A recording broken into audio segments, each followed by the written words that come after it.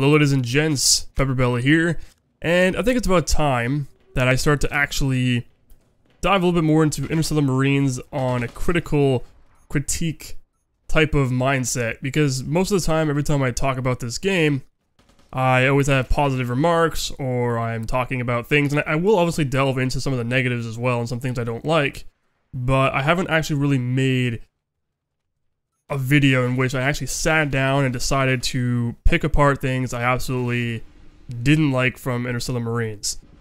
And I think I'm going to do it in this video because I want to make it productive. You know, I want to actually kind of shed my opinions on some of the issues I find with Interstellar Marines as it currently stands. Obviously, some of them are going to be remedied, and of course this is early access, so things are subject to change down the line, especially when the game is actually going to be released. So, I think one of the things that bugs me probably the most, and I've talked about this a lot, especially in my last Interstellar Marines video, and that would be the latency compensation issue. I've talked about it numerous times because it's something that needs to be implemented into this game, and I honestly think it should be a priority. Personally, in my opinion. And some people agree with me. Some people think that, by all means, latency compensation should be implemented first and foremost before any new content is added to the game, and the reason being is because the game has substance already, right? There's enough there to warrant a solid shooter for multiplayer or some PvE, but the problem is, latency issues online impair people's experiences. It taints them, because when they're playing the game, and they're firing their rounds, and you can see it. You can just, as soon as you join a server and you want to gauge how long it's going to take for you or how much you have to lead a target, you simply just point your weapon at your feet, at the ground in front of you, pull the trigger, and see how long it takes for the round to register. It can be up to a full second sometime. And it's really, really discouraging because you're sitting there thinking like, wow, this is very laggy. And it's not really the game that's laggy, it's just, like, there's no lag between players, it's just the bullet delay. There's a delay in which the bullet travels. It's kind of like you're shooting a paintball gun where it's like, but it's a perfectly straight line. It doesn't deviate off of where you're aiming, except it just takes a long time for it to travel to the target. That's problematic. That just is, well, annoying because it impairs the overall feeling and fluidity of the game. And when you're playing single player, you can feel how more responsive it is when you're shooting and killing robots, or, well, you can't really shoot other players in single player. When you're shooting robots, you can feel how amazingly responsive it is. And then when you're going online, it's like it's not quite there. The good news is, however, that recently, Karsten Bozarup, or Bozar, not really sure how to pronounce his last name, he's the community manager and the PR manager for Interstellar Marines, said on the forum that it's going to be implemented in the next update. So when update 16 comes out, it should be included, which is good news. Personally, I'd like to see it sooner than that, because I have no idea when that's going to be. That could be like weeks off, that could be a month, that could be the end of December, nobody really knows. I have no idea when Update 16 is coming out, but I kind of wish that they would implement a hotfix for the game that would just include this latency compensation fix, which they're calling a server rollback. So if you guys ever heard me talk about server rollback, that's basically the latency compensation that they're implementing. If you want to think of it like netcode, like, if you look at Battlefield 4, that's like, you know, netcode. That's basically what they were talking about. Even though it's not quite literally netcode by definition, if you look it up, people kind of just paraphrase it that way, but it's not really what it is. And in this case, they're calling it server rollback, so it doesn't really matter what they call it, so long as we all know what it is and what it does. So that's something that was one of the major issues that's been plaguing the game since the beginning, and thankfully, if all goes to plan, it should be fixed by Update 16.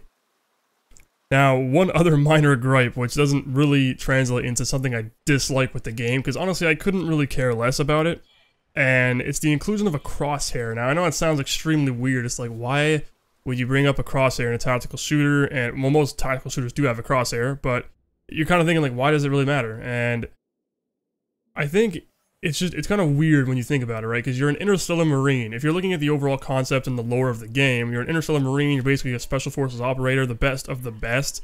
In fact, like, you know, most Special Forces operators that exist in the world are going through selection to become an Interstellar Marine. So they're like literally the best of the best. Where, if you think about it, some Special Forces operators who serve in other units wouldn't go through selection or wouldn't pass selection. So you think about that, these guys are literally the top of the line. They have the best armor and equipment a person can ever ask for, and their HUD has all kinds of displays except for where their weapon's pointing, it doesn't really make sense. And I guess it's a game, so it doesn't really have to make sense, and it's really not that big of an issue. It doesn't matter at all, personally. I don't really care if there's a crosshair or not, but it would be nice to have one just for the sake of lore. And I don't know, it's really up to what people think. You know, personally, I could care less, or I couldn't care less, whichever way they swung. Because personally, I really like the idea that even without a crosshair in Interstellar Marines, I can point shoot really effectively. And if you guys don't know what point shooting is, basically point shooting is when you're literally not using the iron sights or the weapon sights at all.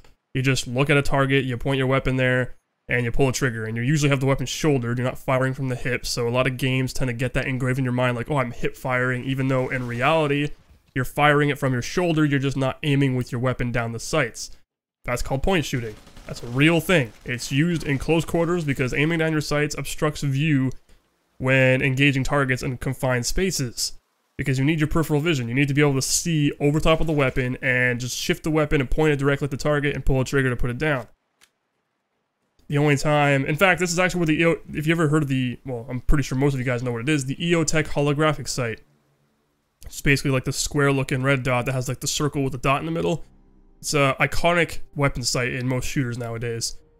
That was originally designed for CQB. And most video games, obviously, people use it at range, which doesn't make any sense. But it was originally designed for close-quarter combat.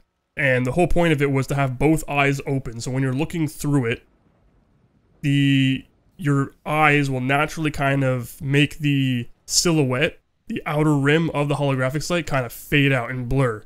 So when you're looking through it, it looks like you're literally staring with your own two eyes, only there's a red dot, like a little red circle with a dot in the middle, a reticle, in the middle of your vision. So you can imagine how kind of cool that would be. It'd be like, picture like you're looking with your eyes right now, except you have a dot, like a reticle, in your vision. It's not going to be quite as clear as that, obviously, but that's kind of the idea behind it, having both your eyes open. If you think about looking through binoculars, right, the way your eyes are fixed and the way your brain registers what you're seeing, it kind of gets rid of all the excess center and the peripherals that are around the obstructed, that would originally obstruct your vision. It kind of just fades because the way your brain interprets what you're seeing, basically. And that's kind of what the whole EOTech was designed to do. Same with red dots or reflex sights. They're all kind of meant to be the same way. So, in my mind, the way the HUD would actually be developed in this kind of game, and the lore, is that if you guys ever played, let's say, Splinter Cell Chaos Theory's multiplayer, where if you're a mercenary and you're moving the weapon, think about free aiming. If you added a game that has free aim, so think of Red Orchestra or Insurgency, but the crosshair moves with you on screen. Theoretically, that's how the thing would actually operate in real life, right? If you had that heads-up display and I was pointing my barrel in different directions, that crosshair would show up on my HUD, showing me exactly where the barrel's pointing, so I can not have to aim down my sights, right? That's kind of how it would theoretically work in the real world if this thing were real tech. You know, in the Splinter Cell Chaos Theory, the mercenaries had that exact thing, where if you were moving, it had a free aim to a degree, and when you would move, the crosshair would actually move on your screen too, following the HUD around, so it's always pointing where your barrel's pointing. Think of it like having a laser on your weapon, only... But yeah, so again, it's a minor thing, really doesn't make a difference, it's not important at all, but I guess that would have to be something debated on by the community, and the developers themselves kind of just come to a conclusion of like what's better for the lore, right? What makes more sense to actually have, and considering all the past versions of Interstellar Marines, all the prototypes they had, Running Man and Bullseye, they all had crosshairs. So, I don't know, just something to think about. Something to roll around the old noggin. So, now let's talk about weapon recoil, probably one of the things that are either hated or loved. And personally, for me, it's, well, quite literally a love-hate relationship, because I love the idea that the recoil is kind of unique to most games, but at the same time, I absolutely hate how sporadic and over the top it is. And it's kind of hard to tell whether or not it's realistic, or it's not. Now, I'm not trying to, like, be that guy, but I fire weapons in my real life, you know, and I know a lot of other people, anyone else who's fired a weapon can kind of come to the conclusion that, okay, what does the weapons firing in Interstellar Marines actually feel like? Because obviously they want to go for realism, right? They want it to be a true tactical shooter, very immersive and extremely realistic. But weapon recoil isn't quite, it's pronounced, it's there. We don't quite know the caliber that these rounds or these weapons are firing, so we're not entirely sure about that. We don't know what kind of systems they have in place to reduce recoil or whatever the case may be. So we're not really quite that in-depth with lore yet, but we do know that the weapon's gonna have recoil. And is recoil controllable? In real life, yes, you can learn through muscle memory how to contain and control a specific recoil pattern because almost every single weapon kicks up the same way. And you got flash hiders that help reduce vertical climb of the weapon whenever you're firing it. And every weapon is kind of designed that way to have a very specific type of recoil, and you can easily counter it. In Interstellar Marines, it's very weird to say, because if you want to fire semi-automatic, the weapon, which you have to tap fire because there is no real selector lever on the weapon, which is another thing. Selector lever would be lovely. I don't think it's really that difficult to implement. All you have to do is literally just make it so that when I pull a trigger, one round comes out instead of like fully automatic. Seems pretty simple to implement to me, but then again, I'm not a coder, I'm not a game dev, I have no idea. But that's something I would love to see. Like, selector levers would be awesome. But anyway, as I was saying, if you're firing in semi-automatic, you'll notice that the recoil of the weapon, the way it kicks, is kind of literally all over the place. It's completely random. It'll kick up right, it'll kick up left, it'll kick down, it'll kick straight up, it'll kick on weird angles. It's not consistent where, in the real world, if you're firing a weapon in semi-automatic, it kicks the same way every single time. And then once you learn how to contain that, you can control it better so you can have more rapid follow-up shots that are on target consistently. And obviously, the way you control recoil in a video game is using the mouse. You usually kind of, have to counteract the way the weapon behaves by using the mouse.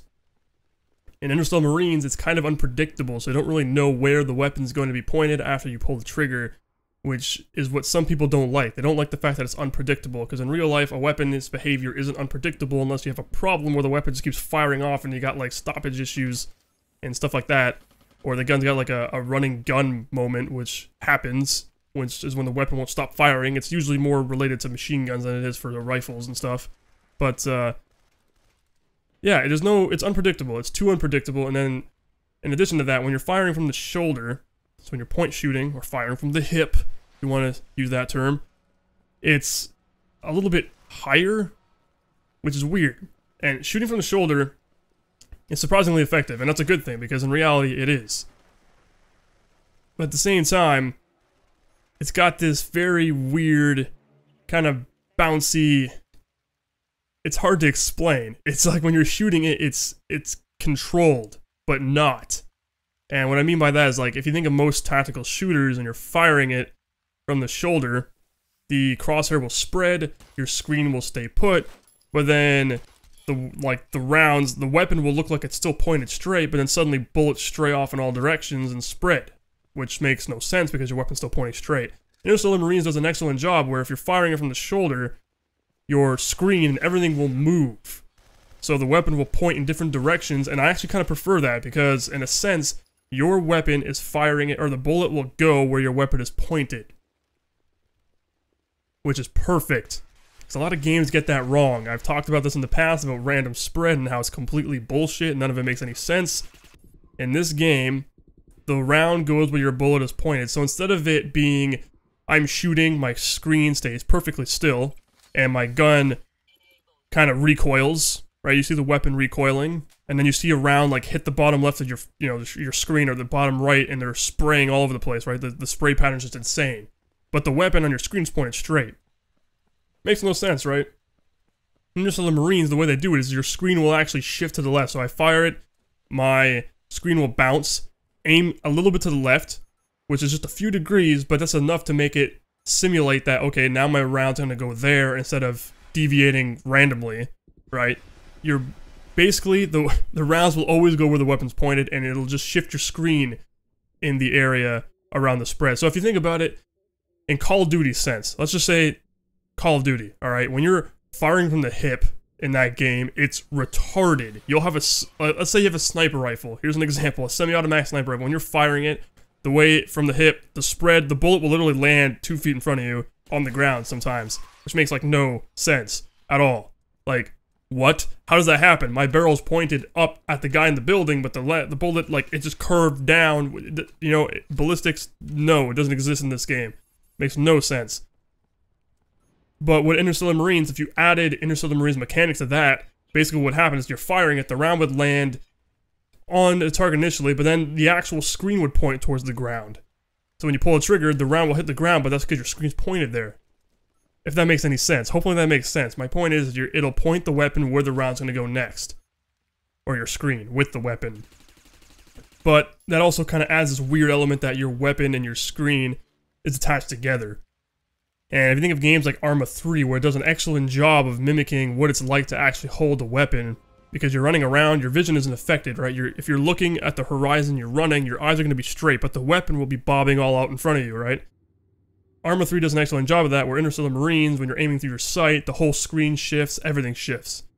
So it's one of the minor gripes I have with it, and it's something I think should be looked at in the future for the sake of realism. Like, how are they going to change that? Are they going to change it? Are these mechanics that they plan on keeping? Do they want to revise it? How are they going to look at this in the future when the game's further along in development to enhance its realism? Because personally to me, Arma 3 has the best ballistic system ever.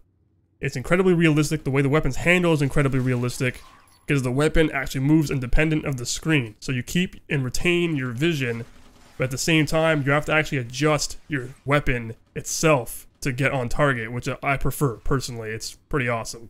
Does an excellent job, especially when you're moving at a tactical pace, which in Interstellar Marines right now, it's a little bit overpowered. Everyone's just sprinting everywhere, or using the sprinting in the game. It's not really sprinting, it's kind of just a tactical pace. There's the walking, there's a little bit faster walking, basically. And a little bit of faster walking with a run, or the shuffle, whatever you want to call it. It's basically a tactical pace. It's incredibly overpowered, because in the game, you shoot very accurately, and you can stay on target really easily, and you can run everywhere. There's no need to walk, unless you want to be a little bit quieter. But when you're running, your accuracy is pretty much the same if you were standing still. I'm talking about the way the recoil and everything handles. Personally, I think if you're walking slowly, you should have a better grip and control of the weapon's recoil, so it should be negated a bit, a little bit minimal compared to when you're running. When you're running, it should be a little bit more noticeable. That's why I'm thinking if it kind of takes the Arma 3 route, where the weapon moves independent of the screen, it'll make it easier to actually have the weapon bouncing and shifting more as you're walking, mimicking how it actually is to walk with the weapon in your hands while you're aiming down sights. It's just something that I think should be looked at in the future and decided ultimately which way they want to go, because this is a tactical shooter. It's not quite Arma. If you think about if you wanted to have literally Arma 3 but in Interstellar Marines concepts, how would that look? It would be a solid game, right? But it'd be very close quarters. They'd have to make everything feel a lot more fluid, because in Arma 3, CQB isn't quite fluid. I'm pretty sure most of you guys know that. It's a lot better than the past Arma games, but it's not nearly as good as what tactical shooters try to convey and have you experience. Perfect example is looking at Rainbow Six. Look at Rainbow Six Siege right now. It's currently in development. That game looks ultra smooth. Who actually knows how it feels, though, because none of us got our hands on the game. We don't know exactly how good it's going to feel whenever you're walking around the environments, aiming the weapons, firing it. So, it's just something to think about anyway. Now, this is becoming a very long video, so I'm going to close this final point. And this one I can't stress enough, and that's bot placement. This recently came up in a forum thread, and I was talking with someone about it, and I kind of voiced my opinion. And basically what I think they should do is, for all the bot placements, I want it to be random, okay? Like, some people, or that one particular individual was saying he would like to see the bots being placed in the same spot every time, because part of the fun is memorizing where the bots are, where they are, right? Like, knowing their placement, their routines. To me, I don't think it's fun at all. That's just, okay, now I know how to, like, exploit the game and speed run through everything and kill everything really easily. There's no fun in that. I like unpredictability, so I think that, especially in tactical shooters, unpredictability is a necessity. The situation has to be different every time you play it. It's like a mandatory thing in tactical shooters. It can't be the same twice. It just can't, because then what's the point? A tactical shooter is being able to react and adapt to the situation at hand. If everything's the same every time, then you kind of lose that whole sense of what it is to be a tactical shooter. So personally, I think they should continue to have random bot placements. The difference is they should have every single bot spawn in immediately. So as soon as you have, say you're playing on mainline, okay, and you're doing the elimination, which is kind of like terrorists, again, if you're thinking of Rainbow Six. There's 45 CTRs you have to go in and destroy. Well, not all 45 of them are going to be spawned in immediately. I mean, personally, I don't know, really, because from what I understand, some of these CTRs will spawn in out of nowhere. But it would be nice to just place all 45 of them on the map right away. Simple as that. Just put all 45 of them in the map. Because what ends up happening when you're playing the game, say you spawn in, you come out of the entrance, you tag a few CTRs, you kill them silently with your suppressors, or your suppressed assault rifle, or whatever the case may be, and you start clearing out buildings, and you move all the way around the map, clearing everything out, and then suddenly it's like, okay, I just circled the map once or twice, and there's still like 15 or 20 guys left. Where are they? And you end up backtracking, trying to find them, and then suddenly they're like in completely isolated, weird places. Some of the areas you've already cleared, they're just like, it's like, where did they come from, right? Because they're literally spawning in halfway through the game. As you start knocking out CTRs, more of them start showing up. And it's weird. Because that just doesn't make any sense. It offers this level of unpredictability where you can get shot in the back, like one shot in the back, you're dead. You have no idea what the hell happened, and little do you know, the guy actually literally spawned in the room behind you. And it's happened. It's happened to me, it's happened to a lot of players, some people complain about it. Personally, I think if you're going to do this, just put them all on the map, all at once. Because you want to have the sense of, I'm going into this area, there's this many bad guys, I need to kill them all. And I know where they're at. Well, I don't know where they are. That's what my job is to do. I'm supposed to go in there, clear out different sections of the map, go into certain buildings, clear the bottom floor, work up the stairs, to the second floor, that kind of thing, clearing room by room, clearing area by area, knowing that once I secure it, the chances of enemies being in that area is extremely low.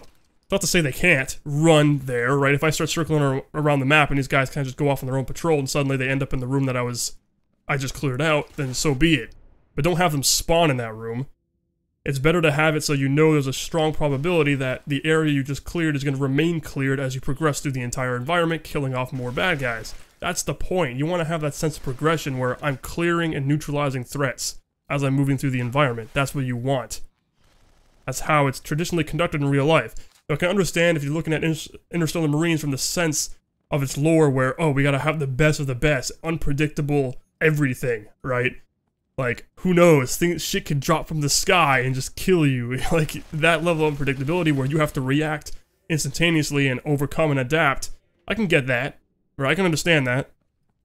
But in a sense, you can't have it that ridiculous, where you can't hear them, because there are times where the audio isn't quite there, where if they're walking up behind you, or they're, stopping, or they make no noise, and they're just behind you, and they shoot you, and you're like, what?